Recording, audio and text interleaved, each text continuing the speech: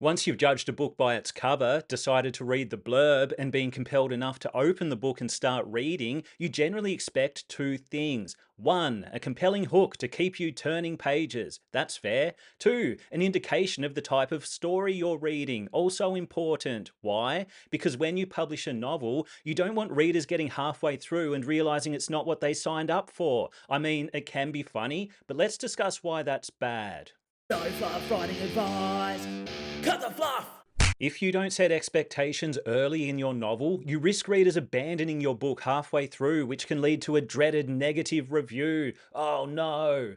But if someone abandons a book in the first chapter because they don't like what you're dishing up, and you've been forthright about what's in the meal, they probably won't even leave a review. They'll just move on with their lives. At this point, they probably haven't even bought the book and they're just reading the sample on Amazon. Don't lure readers in with false expectations. If you do, all you do is sow chaos and confusion, which is bad, by the way, unless you do it in a funny way.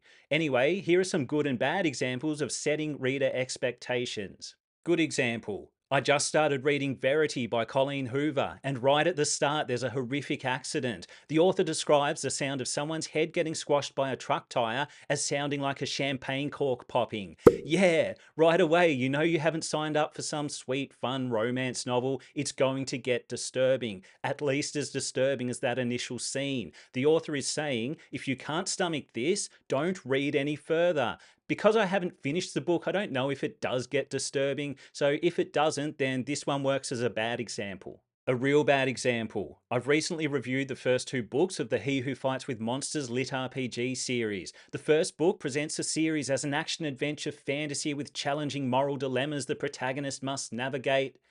Then it basically turns into a lit RPG soap opera where people are just sort of hanging about like the author's trying to meet a page quota. Many of my negative comments about those books are based on the fact that they're missing basic storytelling elements like a strong and present plot, satisfying character arcs within each individual novel, and tension. Where's the tension?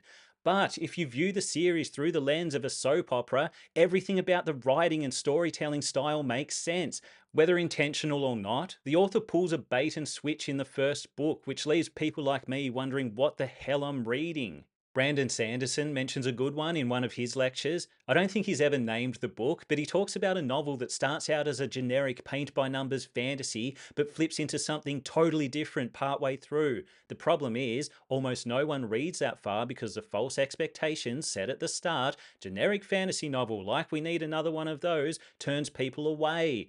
So, when writing your opening scene, opening chapter, opening few chapters even, don't just focus on the hook. Consider the expectations you're setting for readers who have no idea what happens later in the story. What's the tone and content like? Is it dark and disturbing, light and humorous? Or is it a soap opera with wizards? It doesn't matter what your book is as long as you're honest about it at the start. If you enjoyed this video, hit subscribe. If you didn't enjoy this video, hit subscribe anyway, and hate watch my content. That's always fun.